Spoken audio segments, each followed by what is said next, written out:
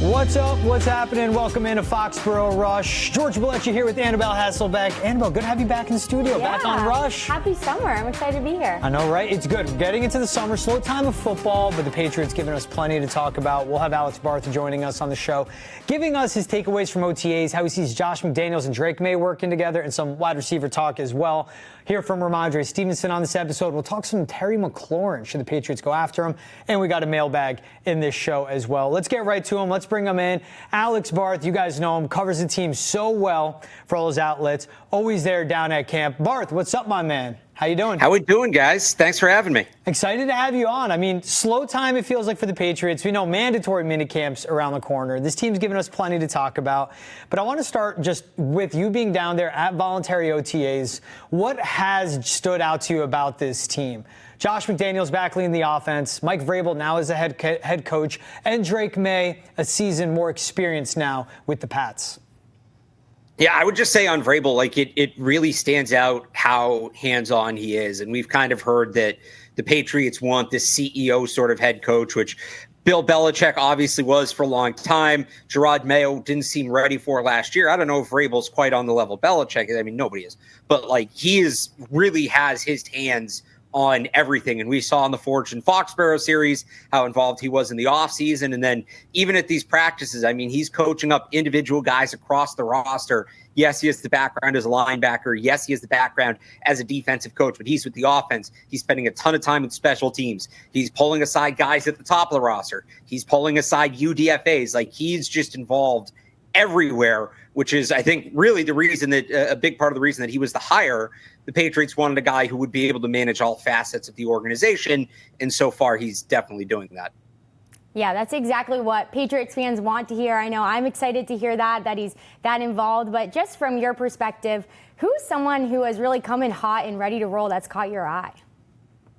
I think a lot of the rookie class has kind of jumped out, which is notable, especially after all the the reactions to their draft. And look, it's non-padded practices, so a lot of this you're looking at is simple usage, right? Who's on the field with who's getting the most opportunities, but they seem to trust a lot of this rookie class. Like with Will Campbell, obviously first round pick, he's going to be out there with the starters, but there was some speculation, is he actually a guard? Are they going to move him? He has been at left tackle for the entirety. Travion Henderson, the explosiveness is really impressive. Obviously, it shows up on tape, but you see it in person, his ability to put his foot in the ground and go. Craig Woodson, the safety, the fourth-round pick, which was kind of the one pick a lot of people were scratching their heads at, me included. Now, he's maybe not that true free safety that they needed, but he's shown a knack throughout the spring to be near the football, get his hands on the football. He's looked good in coverage. We'll see what it looks like when Kyle Duggar's back in the fold. He's been limited, but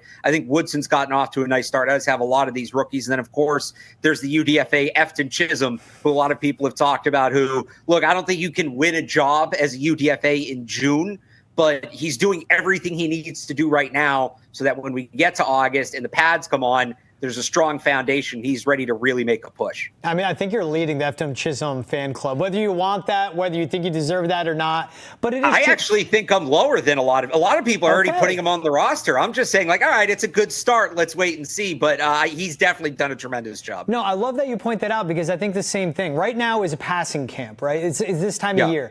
Pads aren't on. He knows how to run routes. He knows how to get separation. But when the pads come on, a Christian Gonzalez can do his full thing. If a Carlton Davis can fully match up with him and they start hitting him, let's see how he does.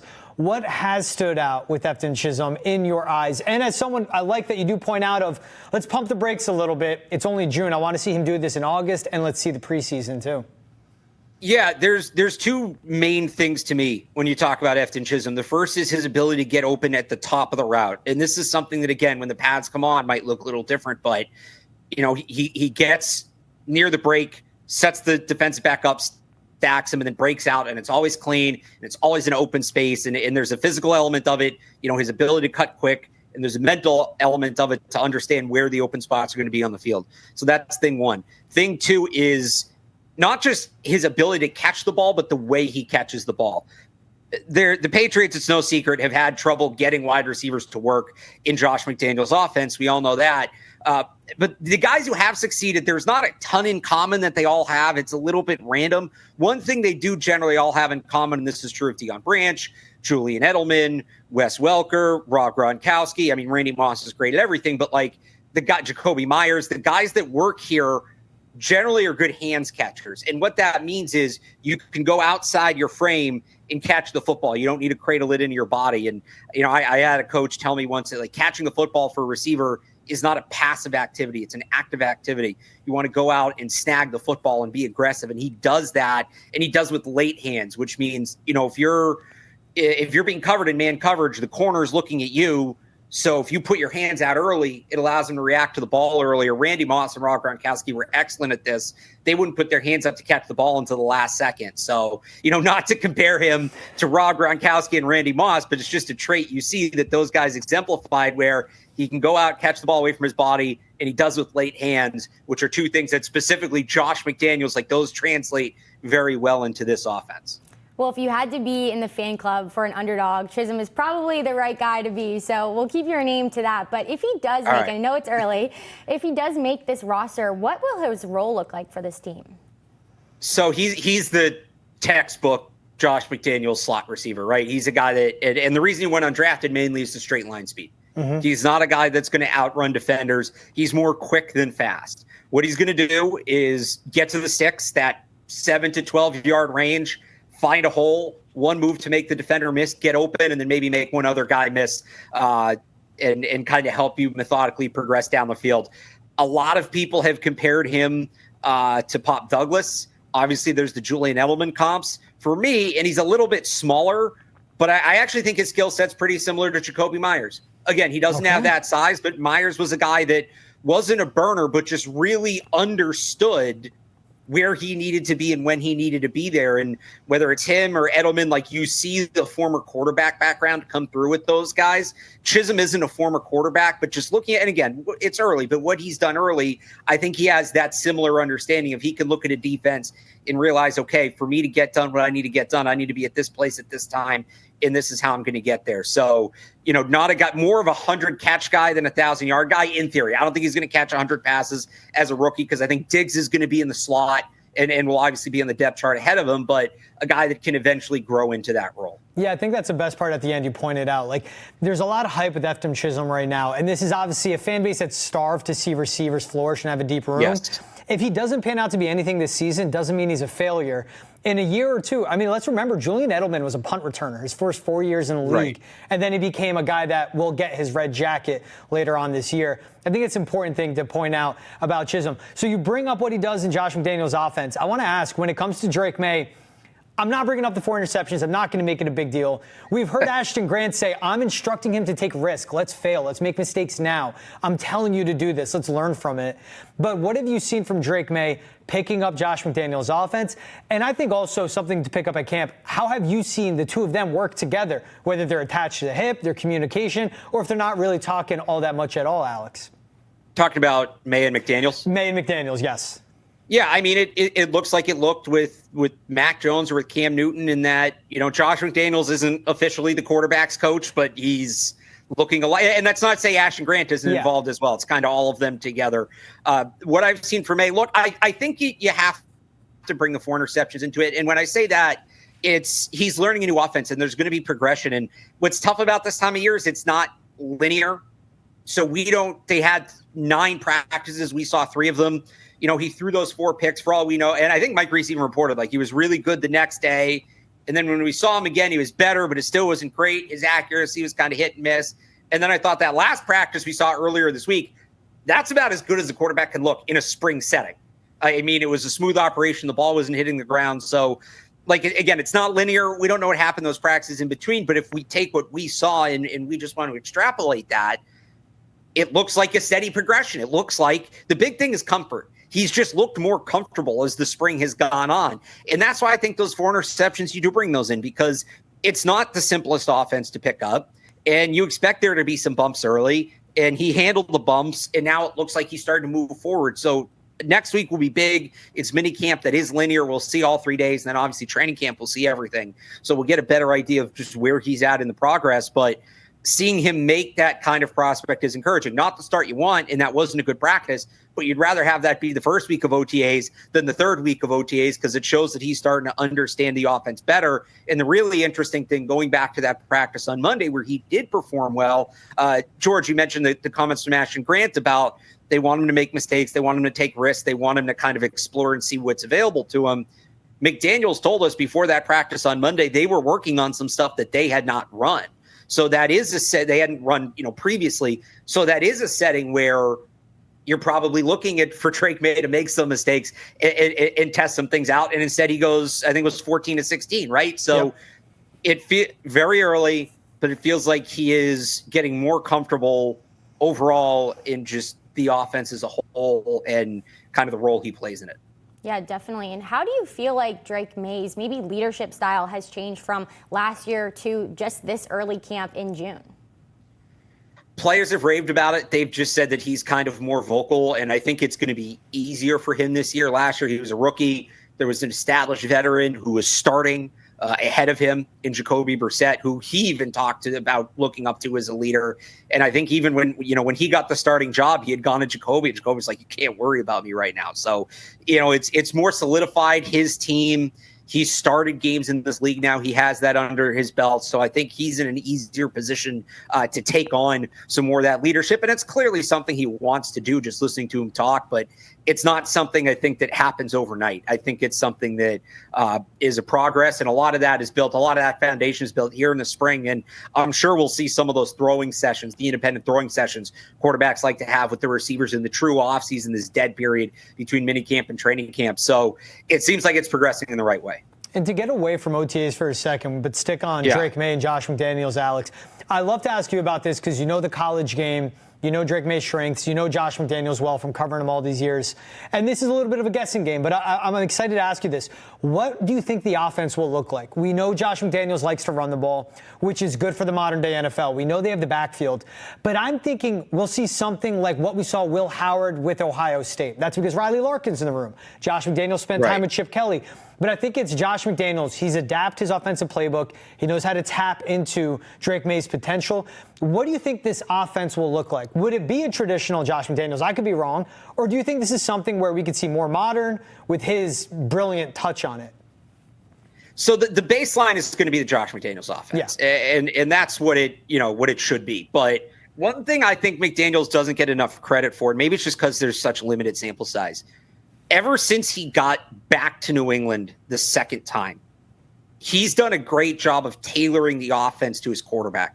Obviously, Brady was Brady, and they could do everything. But you even look at when they tailored it within Brady, and like down the stretch in 2018 when they were struggling to throw the ball and they became that run-heavy team. But the better examples to me, getting what he got out of Cam Newton in 2020, and you look at what there were changes made to that offense. I mean, there was a whole quarterback run package in there, and I wouldn't be surprised if we see some of that now with Drake Maye. You then go to the Mac Jones offense. He maybe even tailored that to Mac Jones to a fault to him because he kind of picked up the screen merchant tag. But then you look at what happened the next year in 22 when they try to have Mac Jones throw the ball down the field with Matt Patricia, and that completely derailed the entire thing. So he's always done a really good job of tailoring the offense to the quarterback's skill set within what he wants to do. They are going to run the ball a good amount. I do think the traditional fullback is going to be back. You're going to see high volume targets out of the slot and from the running backs. Like, I think that's all going to be there. What wrinkles are they going to bring in? I wouldn't be surprised if you see some of those Cam Newton run packages come in, especially when they get inside the 5-yard line or, third and short and fourth and short situations. There's going to be more designed run. I think RPOs, to your point about Will Howard, I think RPOs are going to be a bigger part of what they do, and not just the traditional run pass option, but maybe some that involve the quarterback keeping the football. How is he going to split the difference between he likes to be under center, Drake Maye likes to be out of shotgun? Mm-hmm. Are they going to run more pistol? Are they going to run more boot type plays to just get him out in the space and help the offensive line? So RPOs and maybe pistol and boot are what I look for them to modernize, but a lot of and with that comes, if you're going to run bootleg, you got to run wide zone to set it up off the play action. So maybe more of that, but I still think you're going to see the fullback. I still think you're going to see a lot of different, they're not going to be vanilla in their formations and their packages. They're going to run a lot of different formations. They're going to run those different formations with different packages to give different looks. Everybody's going to play. Everybody's going to touch the football. You're going to see the fullback. You're going to see 2 tight end sets. You're going to see heavy use of the slot. Like, a lot of those hallmarks will still be there. And then I think within those hallmarks, you'll work in some other wrinkles. Well, I don't think anyone wants the Patriots offense to be vanilla, so that's great to hear from you. But I know Patriots fans are all over it because this is a different fan base. But from your perspective, heading into training camp, what storyline should people be aware of? So Drake Maye's year 2 jump is the big one, because a lot of these projections, like, I'm somebody who projected them for 9 to 10 wins, and I know there's people who've got higher. That's me. I think a lot of, I would think a lot of those projections, I don't want to speak for everybody, but are predicated on, yes, they had a great offseason, great draft, they made moves in free agency. To get to double-digit wins, that's predicated on Drake Maye taking the year 2 leap. We've seen a lot of these quarterbacks take after promising year 1. If he doesn't do that, will they win more games than they did last year? Yeah, probably. Will they contend for a playoff spot? It's going to be tough if Drake Maye doesn't take that kind of jump. So, and he's doing it year 2, new offensive coordinator, all of that. So how does his progression look? That's the big one. Obviously, the offensive line is still a major story, and it's really on the left side. I think you feel good about the right side. Mike Onwenu, who's been limited in the spring, but if he's full go, Mike Onwenu at right guard, Morgan Moses at right tackle, you feel good about that. But Will Campbell, he's going to be your starting left tackle. I feel good about him big picture, but just as a rookie, where's his progression at? It's center. Is it going to be Garrett Bradbury? Does Jared Wilson make a push, their 3rd round pick? And then left guard this spring, I mean, there is no favorite. It's wide open based on what we've seen this spring. It's not just the guys we talked about, Cole Strange, Layden Robinson, Cindy. So we've seen Wes Schweitzer. We've seen Tyrese Robinson. Maybe they add somebody. Maybe they add a veteran. Like, that thing feels like it could go to anybody. So that's a big story. And wide receiver, where's Diggs at coming off that ACL? Is he going to be able to play week 1? How well is he moving? Can he be not the guy? I don't think he'll be the guy he was in Buffalo, that outside downfield big play threat. But before he got hurt, he really invented himself last year in Houston as a true slot weapon. And can he get back to being that guy?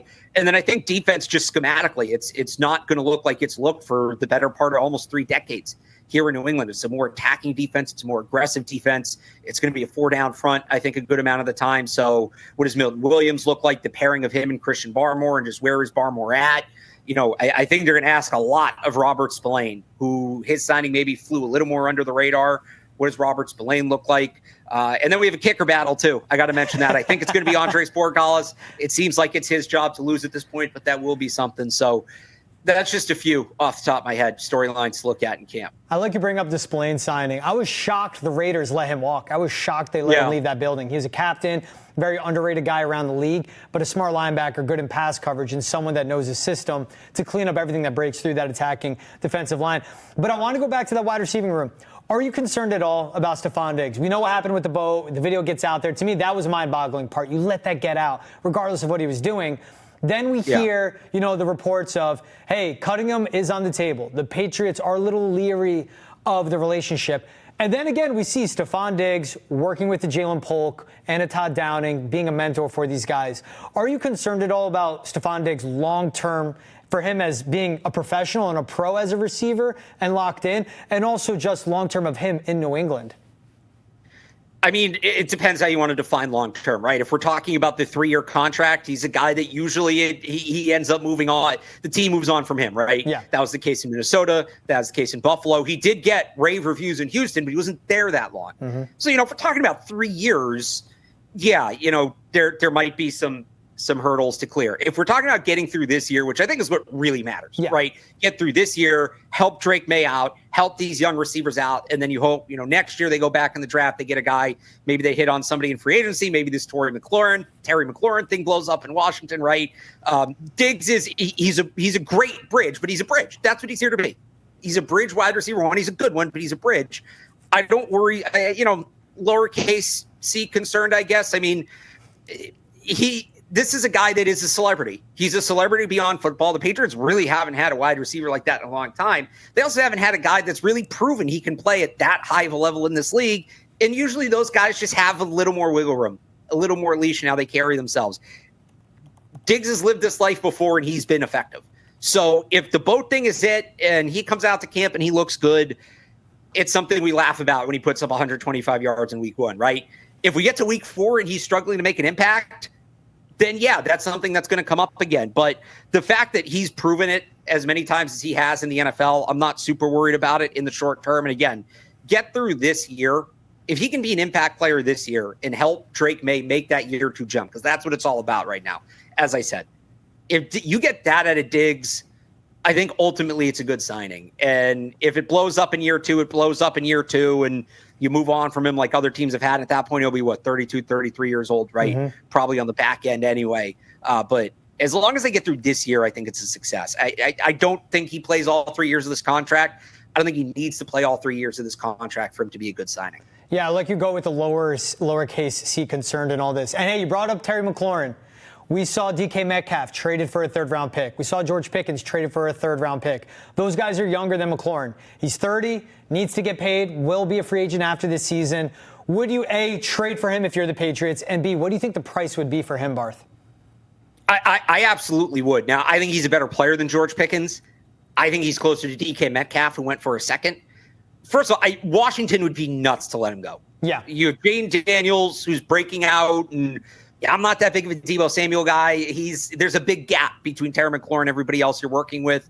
They'd be nuts to let him go. So I don't think that he's going to be obtainable. If he is, the Patriots should absolutely make the call. I'd probably give up a second-round pick for Terry McLaurin. I think I would. They need, again, established guys at that position who Drake Maye can trust, who are reliable, who you can count on, and can be big play threats. We talked about Diggs being that bridge. I know McLaurin's a little older, but at this point, he's a lot more of a sure thing than Diggs is. That is a guy that maybe you have a couple-year runway with working with Drake Maye. So I don't think he's going to be available. I really don't. And I'm not somebody who shoots these down. George, I don't know if you remember. I think we talked about it on our last one. Like I was in on DK Metcalf for like a year and a half before he got traded. So I'm not somebody who just shoots down every receiver that's available. I don't think McLaurin's going to be available, but if he is, the Patriots should absolutely be making the call. And look, if they were going to give up a second-round pick for Brandon Ayuk 2 years ago. True. And he was younger, obviously, but there was more to that package. You know, if you're giving up a second for McLaurin and then maybe you get like a day 3 pick back, or maybe it's a second and a player for McLaurin and a pick, I would do that. Yeah, and I can see the Commanders aren't win now. I mean, they traded for Laramie Tunsil. They have Jaden Daniels under cost control. I think they'd be insane to let McLaurin walk. I think it's just negotiations, but it has perked my ears. My antenna has gone up. Same thing as you. I think he complements his receiving room and this offense great. He's Alex Barth. You could catch him on the Sports Hub. You could catch him covering the Patriots on game days as well. CLNS, you could catch him everything. Barth, appreciate you taking the time, my man, coming back on Foxborough Rush, brother. Yeah, thanks for having me. All right, we'll take a quick break. When we're back, we'll hear from Rhamondre Stevenson right here on Foxborough Rush.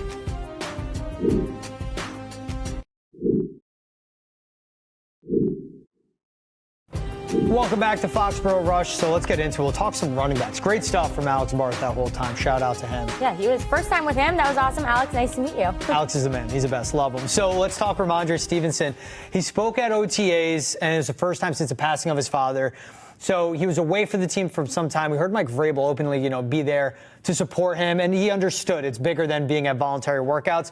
But here was Rhamondre Stevenson talking about the Patriots coaching staff and their support for him while he was away for the team. I'm going to keep a dialogue to myself, but it meant a lot. Just the whole coaching staff, them being new and, just still having my back, just checking in on me. The running back coach even came to Vegas for a little bit. So, all that means a lot to me. It meant a lot to my family, and, I love it. I think that's big. We always hear about Mike Vrabel, player coach, every which way. For Rhamondre Stevenson to say that the running backs coach, Tony Dews, went out to Las Vegas, where he's from, to be with him and his family. They were checking in on him. That it does show that relationship building. And then, yes, it's football, end of the day. They want to win games. But as Mike Vrabel always talks about, establishing relationships, culture, being there to support the guys, that's like firsthand. Some of the most important thing is being there when someone's dealing with the passing of their family. Vrabel and the coaching staff is there to support him. Definitely. And it's not a surprise at all. Like, that is the culture of the New England Patriots. Yeah. And it's not a surprise that it's not just Vrabel, right? And when you have a new regime coming in and a new coaching staff, you want to unite as one team. And that's exactly what this does. Sometimes in really hard times, the best thing you can do, it brings you together. Yeah. When you go through hard things, and you're earning the respect of your players off the field. The best thing for an athlete is when you know that your coach cares about you off the field, almost more so than they do on the field, because when they ask you to do something hard or you don't want to trust their coaching points or whatever it is, you're going to do it for them. And I feel like that's what's going to happen here with Rhamondre. It's like one of those things where, like, if a coach, you know, they care about you genuinely and want you to succeed, they can be hard as heck on you. You know it's coming from a good place. You know they care about you. That makes you want to work even harder for them. There's the vindication for them as a coach. And when they build these relationships in June and they're demanding a lot of a guy like Rhamondre in September and October, he knows where it's coming from. I think that's so important. Definitely. And also just for Rhamondre's family. Like, when you see someone who you love being taken care of by their circle, by their friends, by their coworkers, by their bosses, in that sense, like, it makes you feel, okay, my family member is taken care of. And I think that's what's really special as well about this situation, is that for Rhamondre's family, they know, hey, we know he's grinding every day. He's on a new team, or a team with new things coming on. They have a lot of pressure. He's got a ton of eyes on him. And for him to be taken care of that way, I think it means not a lot just to him, but to his family. Yeah, for sure. And like you said, too, I think it's a good point out. The rest of the locker room sees that, too. They're looking out for Rhamondre. They want what's best for him. And that just leads to what's best for the team. It's a culture that has to be rebuilt in some way for New England. So he mentioned Tony Dews flying out to Las Vegas to be with him and his family. Here is Rhamondre Stevenson talking more about his new running backs coach, Tony Dews. He can help a lot.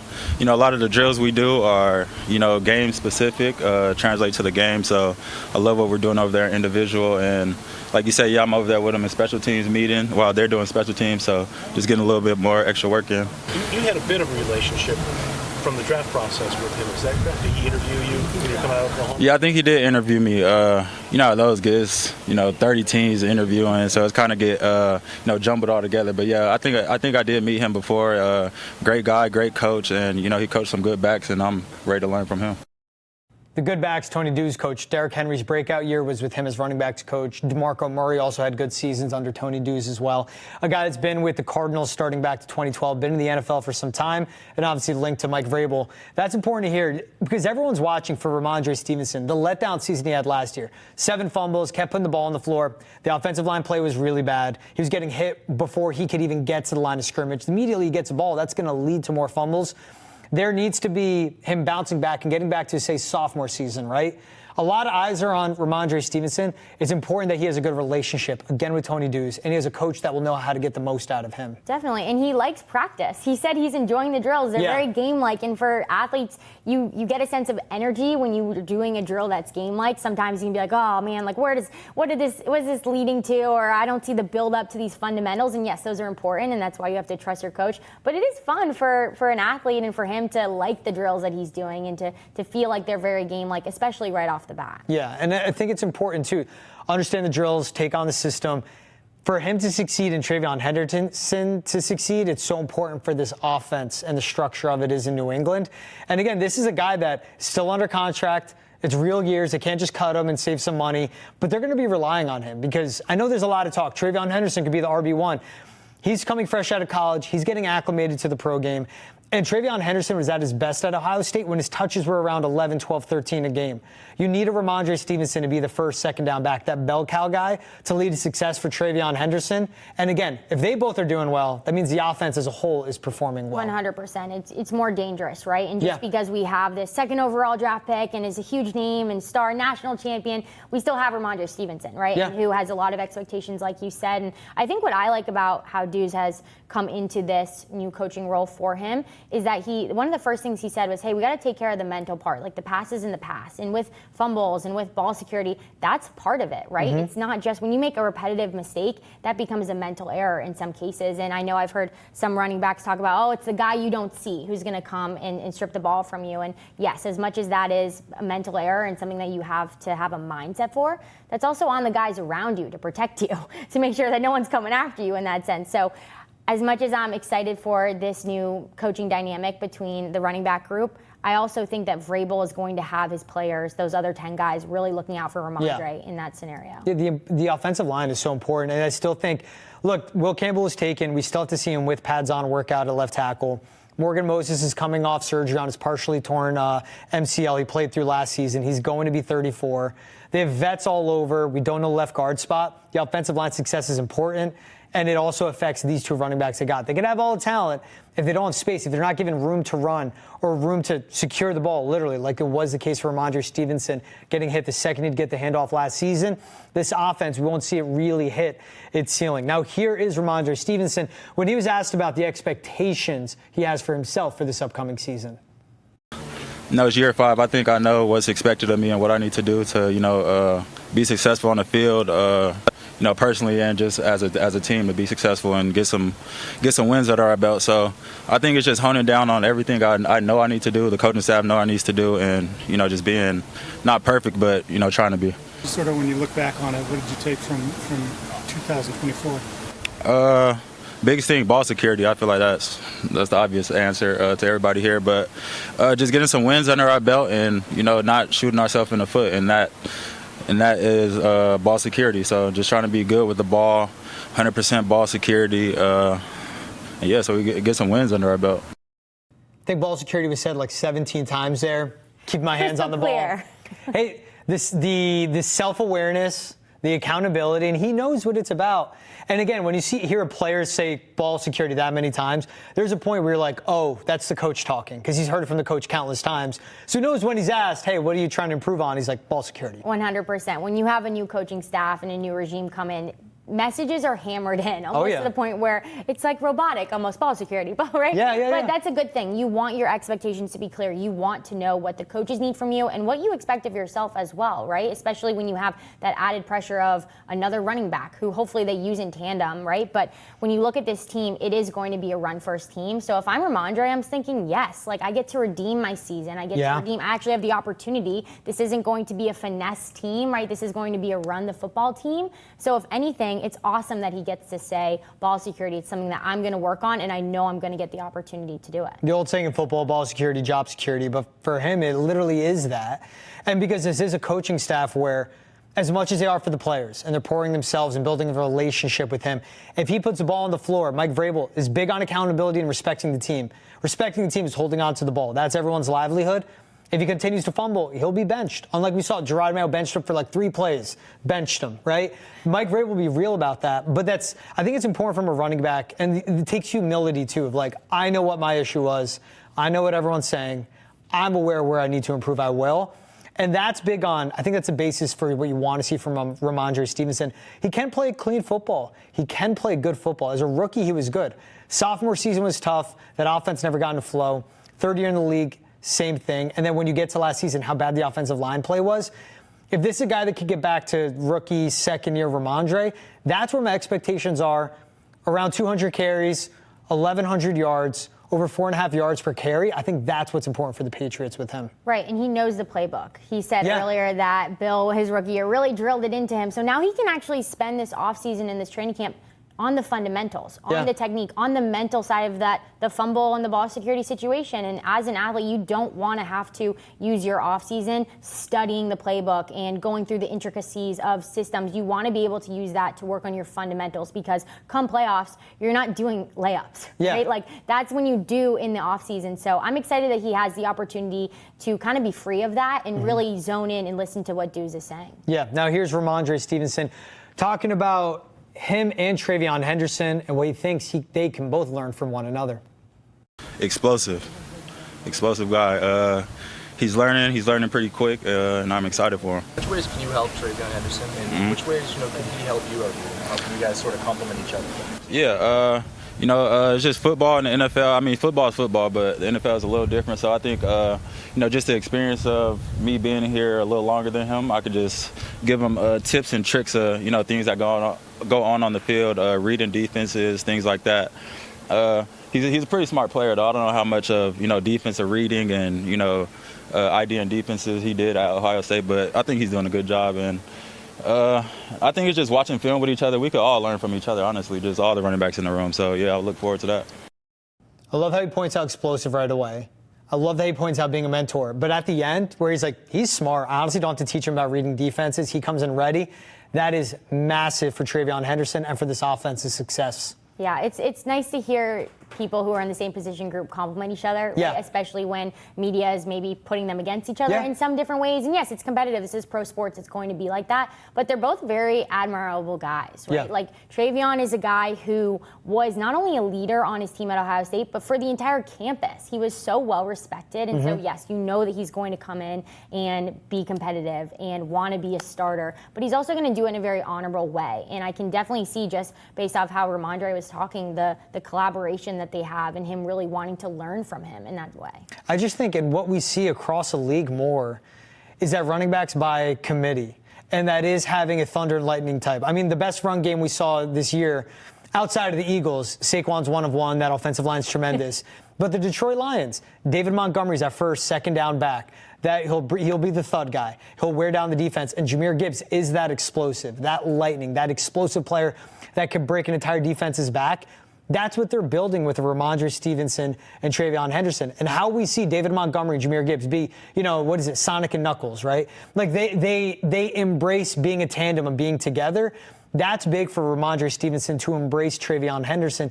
And I think that, the guy is smart. He knows if TreVeyon Henderson's playing well, that means Rhamondre Stevenson's catching a breath on the sidelines. He's just doing better. His body will be more fresh. He'll be in better shape. He'll just all around, if they're both excelling on the field, he knows that it's good for him and it's good for TreVeyon. And you're safe from getting hit, like you said. You're more time it's to all potentially around, right? And what are we seeing in the NFL? There were so many more games. It seems like every year we're adding more games, and they're played on every single day of the week now, right? Yeah. And so, yes, if you only have one running back who you're using, that's a lot of hits. And if the Patriots want to go into the postseason and they want to last that long, you're going to need somebody to go in there and take a few reps. It's going to be important. It's even look at some teams like the Chargers. They go out and spend a first-round draft pick on an Omarion Hampton, but they signed a Najee Harris.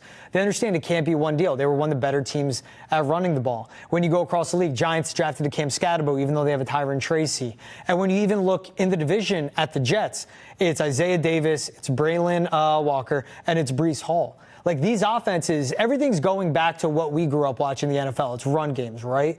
It's running the ball, setting up the pass. It was a passing league. Now it's going back that way. But it's not going back to bell cow backs. What these guys are demanded to do, to be receivers, to be running backs, they know they need multiple guys that can contribute and be elite to have the success. And that's what we hear from Rhamondre Stevenson, I think is important. And again, for him to be willingly to be a mentor, I think he's great. I'm excited to learn from him. I'm excited to teach him stuff.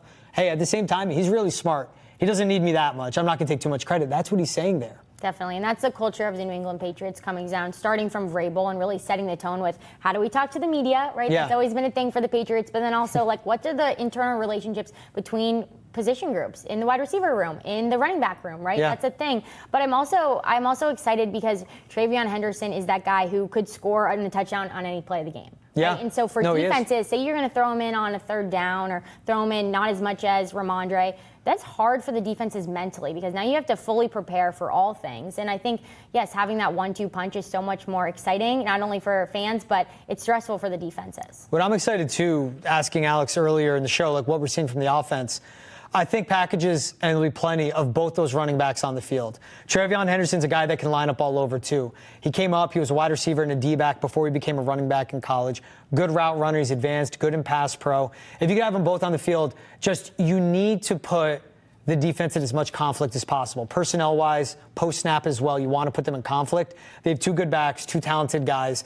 Being them both on the field at the same time, it adds a lot of versatility to this offense, and I think options, that's what they need. And you throw in a Drake Maye, with his legs, those are three guys on the field that can run the ball, and that's going to put the defense in conflict. Yeah, don't forget about Drake Maye's running game. There's your running back three. But I think, too, I try to put myself, okay, what would it sound like if I was at a New England Patriots game in September? And it's probably going to be Stevenson on the carry, Henderson on the carry. Yeah. I hope that's what we hear, and I think that will be exciting just to see the versatility for this offense. And it sets up the play action, quarterback's best friend, gets the defense moving for them, and gives them options as well. We'll take another break on Foxborough Rush. When we're back, you heard Barth mention him. Go after Terry McLaurin. We'll talk about that, what we would do, and if the Patriots should pick up the phone to call the Commanders. Right back on Foxborough Rush.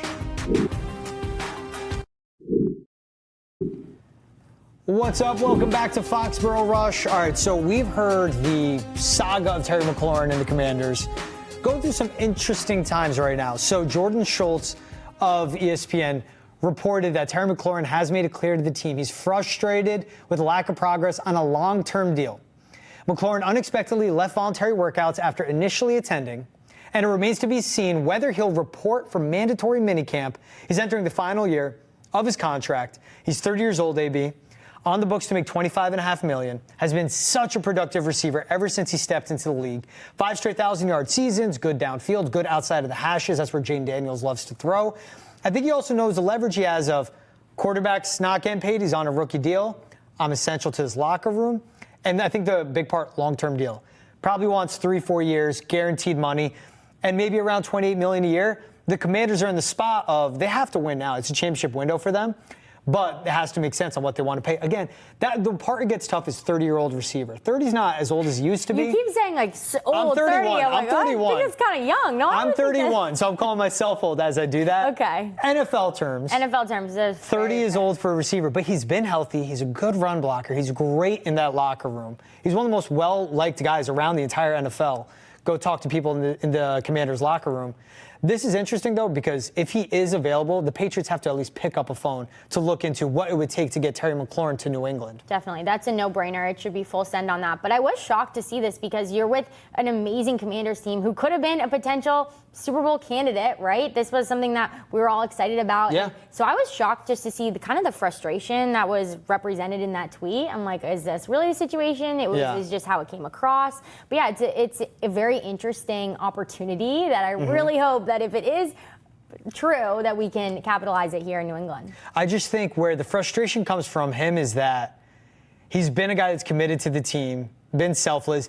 He's been through the worst of it, too. Like, he was through the Dan Snyder ownership, the bad quarterback play, the bad head coaches. Jaden Daniels comes around. Like, he's a guy that helped at least keep things together in a way. You know, like we talked about culture being bad in New England. It was terrible for the Commanders. It was awful. I feel like that's a reason, though, for him to want to stay because now he's in this new era. He got a little taste in his mouth about what it could potentially be. Really exciting games on the biggest stages and national televised games. Winning and performing at a really high level. So I think it's an exciting place to be. And just having gone through kind of harder days with an organization, he might want to cap it off with the Commanders. I know. I think it's also wants to get paid because, again, body's on the line. Yeah, that matters. It does. When you give it all, and in a way of like, I've been here, I've maintained it, I'm helping. He knows he's important for Jaden Daniels, too. It can't be said enough. He likes to throw outside of the hashes. He likes to throw outside. Terry McLaurin is like 15 yards a catch, great after the catch, good downfield receiver, good run blocker. Helps bring him along. There's a reason the Patriots should get Terry McLaurin in New England because he would help Drake Maye take an enormous leap. I think he knows his value. I 100% agree. He definitely wants to see it through. And I bet that's where the frustration comes from. Like, I want to be here. You guys know my value, but you're putting a cap on my value. And in a way, with these guys, and I get it, the disrespect has to be felt a little bit too. Definitely. And not that he needs to be advocated for in New England because there's amazing things going on here, which is with a new regime and really an incredible offseason.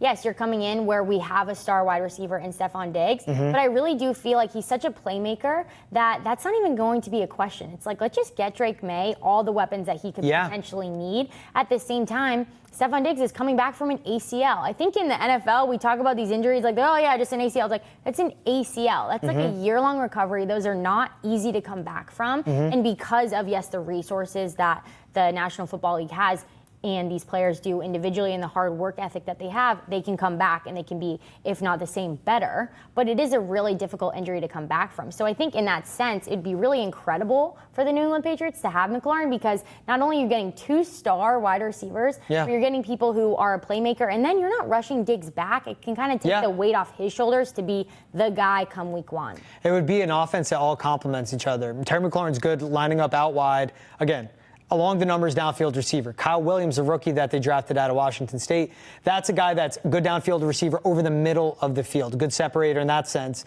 And then to not rush Stephon Diggs back, it could be a Kendrick Bourne, could be a Pop Douglas playing the slot to begin, could be an Efton Chism if he continues to ascend and continues his progress. Then when Diggs comes into the fold, it's good. And we've seen teams like the Texans. Why did they go out and sign a Stephon Diggs? Because they know what they have with C.J. Stroud, and they had Nico Collins, Tank Dell, and Stephon Diggs. Look what the Texans did in this draft. Jaden Higgins and Jalen Noel to build around a Nico Collins, and they signed a Christian Kirk as well to replace Stephon Diggs. it's teams take these steps. I agree with you all the way. It's you have Drake Maye. For now, this will be 4 more seasons at the beginning of the season. Cost control. Because once he gets paid, that's going to be 70, 75 million a year. It's going to be a lot of money. You want to capitalize on your rookie quarterback who's really good at playing well now. And we talked about the price. DK Metcalf was a 2nd-round pick. George Pickens was a 3rd-round pick. If a 3rd-round pick gets Terry McLaurin on your team, you do that without thinking twice because it'll help Drake Maye short-term make a big leap and long-term help the receivers in the room and Drake Maye as a quarterback. Definitely. And that's what the Patriots showed us in the draft process. They went and got all guys who could help Drake Maye 1, 2, 3, 4. And then they go to the defense, right? So it's like that's what we're seeing from the New England Patriots in the offseason. So I would bet if they had the opportunity and it made sense that they would get him no-brainer on. Yeah. I love him as a player. And I think that's a guy that's been healthy, consistent 1,000-yard receiver, can bring down 80, 85 catches, and he's a good run blocker. And with everything we talk about Josh McDaniels' offense, how complex it is, how difficult it is, there's option routes, there's a lot for the quarterback. You have to block as a receiver if you want to be on the field with him. And Terry McLaurin, where he comes from, being at Ohio State, that's something they established there in Columbus. If you don't run block, you don't get on the field. And they've churned out receiver after elite receiver after elite receiver. And that continued in this draft as well with the Emeka Egbuka going. They know what it takes. You establish culture. You want to teach young guys. That's what Terry McLaurin does. So good on the field, so good in the locker room, so good leading by example. And the tweet we saw was probably the most drama of the whole situation. I think I was like that. I agree with you so when like, you pointed it out. There's not like any heavy I was like, that's Terry McLaurin. I'm like, what's happening? It doesn't feel like that. And even people who are in Washington and around this team a lot, they talk about how an incredible of a leader he is. Yeah. And he's not a problem starter and just the character that he has. So this makes sense for him to fit into the New England Patriots organization, into that culture. And it's also probably another reason for them to just say, yeah, check the box, let's do it, let's make the move. Because when you make a move like that, already coming in where you do have a superstar wide receiver, you don't want to create any extra problems that you might already have. And so I don't see that happening with someone like McLaurin. I didn't even think of that. It did jump out. I'm like, wait, what's happening? Terry McLaurin's upset? I'm like, what? Because he's not out there tweeting things on his personal. He's not a diva. Like, he's one of the rare diva. number one receivers that's just like all in, all football all the time. Yeah. And that's something you would want here. And so to your point, it's like that's what jumped out. It's like, yeah, you read it, and I'm like, I understand why he's frustrated, but I'm just shocked it's even getting out there. Because that's a guy that's all about the team. It could just be a way to get that contract done, right? Yeah. Like sometimes you need a little bit of media commotion to be able to put a little hot, to get it a little hot on the press. But it is shocking because just the excitement that we saw from the Commanders team last season. I mean, I think Travis had me saying that they were going to win the Super Bowl last year. He's like, I got to clip that. So they were a game away. I was all for it. They were a game away. So I would be shocked. But definitely very happy if we get him here. If he was added to that room, I mean, that is just hitting in a home run. And again, Patriots, 60 million cap space. They have the most remaining cap space right now in the league. We'll take one more break here on Foxborough Rush. When we're back, we got a mailbag for you guys. Excited to answer your questions. We'll be right back with that on Foxborough Rush.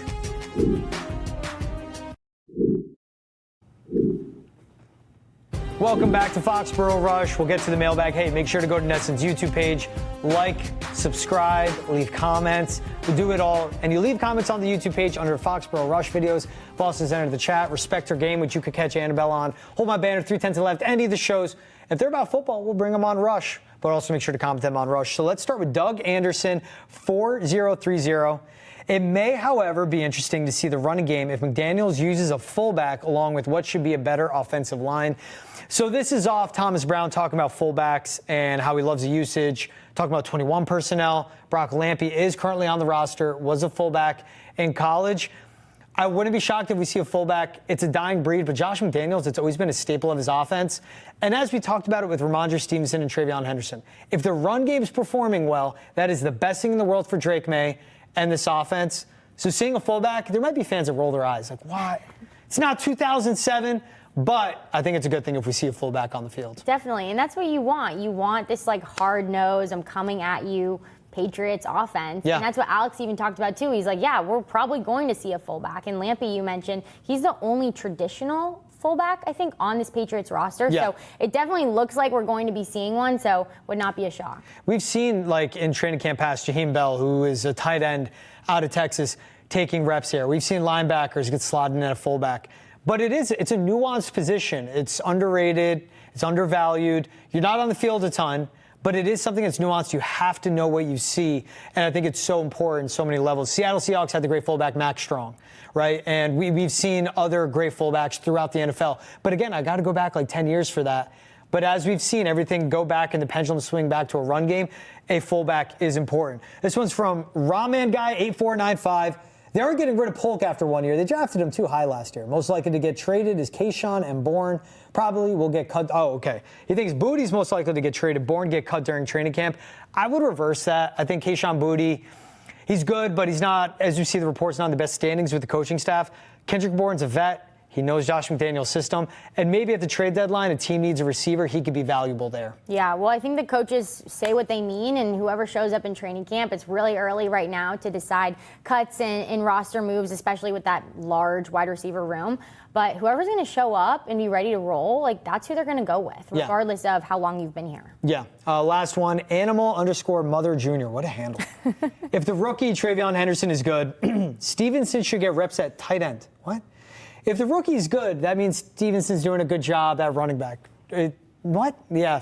Good, interesting comment. Yeah, strange one. Just play both. Play both of them at running back. How about that? Exactly. Crazy idea. And if Travion Henderson's doing well, he could actually split out wider in the slot, and he could be a good pass catcher with Rhamondre Stevenson in the backfield. Hey, that wraps it up for us here on Foxborough Rush, as I cannot no longer talk. It's Friday. George Balekji, Annabelle Hasselbeck, AB, appreciate you taking the time. Thanks. Good to have you back on the show. We'll see you guys same time, same place, 1 p.m. on Nestle Nation on Monday with a brand new episode of Foxborough Rush. See you guys there.